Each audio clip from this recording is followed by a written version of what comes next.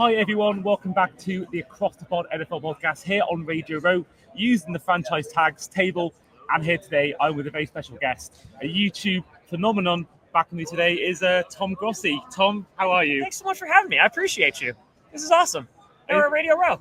Exactly. Is it your first time here? Or? This is actually my second time. So I went for the first time last year in Vegas because there was the whole Fan of the Year thing. So kind of got invited out here. So out here again, thanks to St. Jude. So yeah, it's been cool. I flew in this morning and yeah, it's pretty wild. This morning, well, you must be quite tired. I'm always tired, Andy. I'm always tired. That's my secret. You mentioned then about, obviously you mentioned St. Jude, you mentioned about being Fan of the Year, and sure. a big reason for that was not only for your YouTube work, but also what you did last year, your 30 for 30 challenge, where you went to every stadium in the NFL in 30 days, and also on top of that, you also did some international stadiums like Sao Paulo and London. How was that experience, and what gave you the sort of inspiration to sort of get that started? Yeah, so I started this in 2015, right? So I just hit my 10-year anniversary doing this, which is crazy. But basically what wound up happening is in 2021, I really started the charity initiatives because at that point, we passed 100,000 subscribers. We were starting to get a lot of momentum. So in 2021, the week before Christmas, I decided to do an 8-hour charity stream, and we raised $51,000 for Sunshine Kids Foundation, which is an awesome pediatric cancer foundation. They do great work. And it was after streaming for 8-9 hours that I raised that, and I was like, oh damn, I could do $1 million. So at that point, fast forward, and it was Valentine's Day, and I was in the shower. It was Valentine's Day 2023, and I have these characters on my YouTube channel that represent different teams and stuff like that. And I was like, man, I've always had this idea of using one of the characters for the Commanders at their stadium. That'd be really cool. And I'm in the shower, and I was like, well, what if I just went to every stadium? I was like, well, people have done that before. I was like, well, what if I do it one stadium a day? And that's where 30 and 30 came about. So basically, I spent the money that I had saved for a house. Me and my editor, Johnny Barks, we went and we did 30 stadiums in 30 days. We raised $512,000 for St. Jude. It was the time of my life. We did fan events in every single city. And, I do all my content in my basement, right? So there's not a ton of fan interaction. And, I'll go out and, people will recognize every now and then. I'm like, oh, that's cool.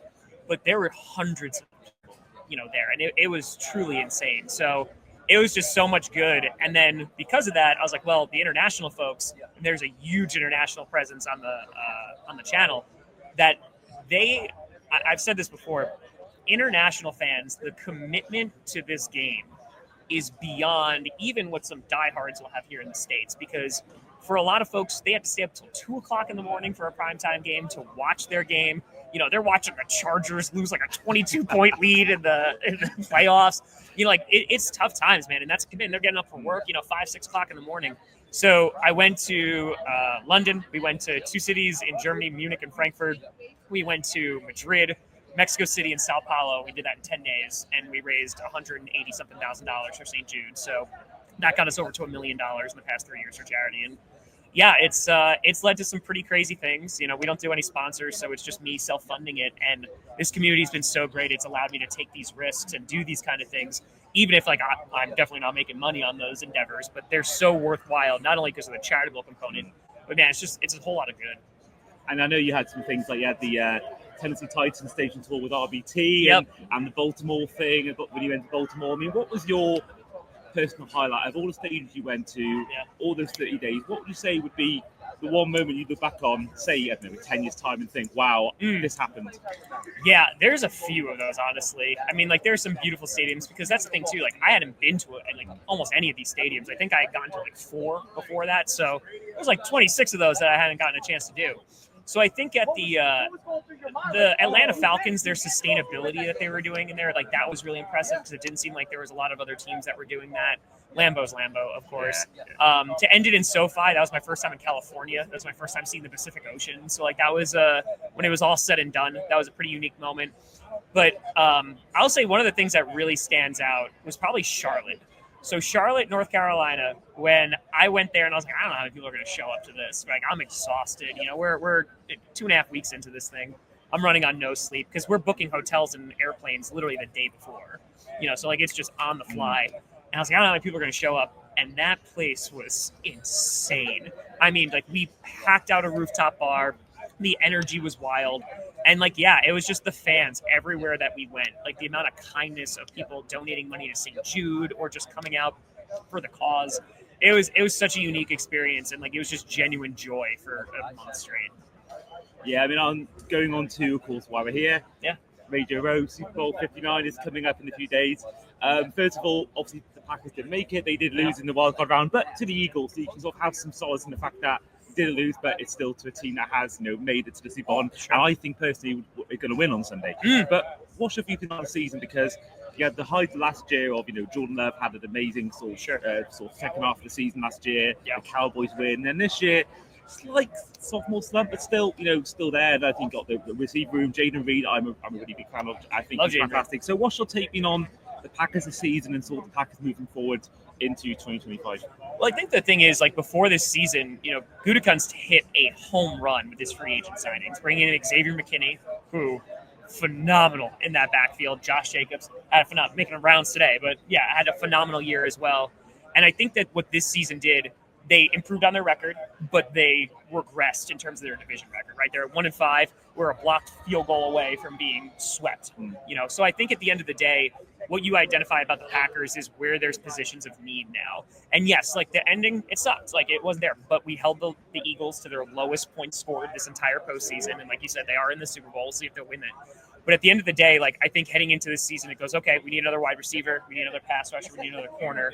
And to have that all in front of you and still be the youngest team in the NFL, I mean, you're just building on it. So is everything going to work out? I don't know. But at the end of the day, I think just having the pieces there, and I still believe in Jordan Love, we'll see what this third season looks like. I think we're really just going to find out what this team is made of these next 2 years. And then finally, predictions for Sunday. First of all, give me who's going to win and also who's going to win the Super Bowl MVP. Ooh, okay. So I think on paper, the Eagles should win this game. I think they have the better defense. Their run game's great. And even though the Kansas City Chiefs' run defense is very, very good, I think on paper, the Eagles will win. However, it is the Chiefs. I think that experience of having that and being able to reduce the amount of damage that Saquon Barkley can do is going to be really pivotal in this. And ultimately, I think the Chiefs pull it off with like a really low scoring game. And then I'm going to go like Chris Jones, like MVP. Yeah. I think if you're able to get after Jalen Hurts, if they're able to somewhat mitigate the run, and they're able to get over Jalen Hurts, who they gave a bunch of sacks against the Rams, I think they have potential to disrupt the game. Well, fun fact for you, Spagnuolo has never allowed a 100-yard rusher with the Chiefs. So on paper, if that carries on, so he's stopped some big players like Derrick Henry this season alone, like Joe Mixon. I think if he can do that again, I think, whilst I think he's a good quarterback, I think there are some limitations, and I think that obviously the O-line is there, so that's obviously going to help a little bit, and that could easily for someone like AJ Brown in his tight coverages, or maybe someone like Devonta Smith. So I think personally, Eagles still have, for me, the best chance. I think the Chiefs haven't really. They played the Bills, granted, but I think I don't know. I just think that they haven't had any 30-point games apart from in the playoffs. I think for me. Yeah, I think the Eagles will win it, but I think if they don't turn the ball over, if the Eagles don't turn the ball, because they're plus 10 differential, right? They have forced 10 turnovers in 3 games in these playoffs, and they haven't turned the ball over once. The Chiefs, they had a great record too. They fumbled in the AFC Championship game, but they had an 8-game streak where they didn't turn the ball over.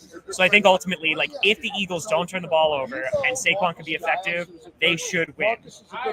But there's been other teams that should have won as well, and the Chiefs are the Chiefs. So yeah, I gotta rock with Kansas City. Of course, 2 years ago, what really sealed the game in the end was that fumble from Jalen Hurts and the big Bolton return touchdown. Exactly. So, exciting stuff. But that's all to come on Sunday. First of all, I want to say, Tom, thank you for coming on. Thanks for having me. No problem at all. And if people for some reason haven't come across your work, where can they find you on socials? It's just Tom Grossi. So yeah, that's on the YouTube. That's where I'm on primarily. We're doing a stream. I just say a stream because I don't know how long I'll be streaming for, because a week after the Super Bowl on February 16th, I will be streaming until either we hit 1 million subscribers or we raise $1 million for Children of Fallen Patriots, which is a phenomenal organization to support children who have lost parents in the line of duty. So, yeah, it's be a great time. Well, I hope you guys enjoyed the episode, my chat with Tom Grossi, and we'll see you guys next time.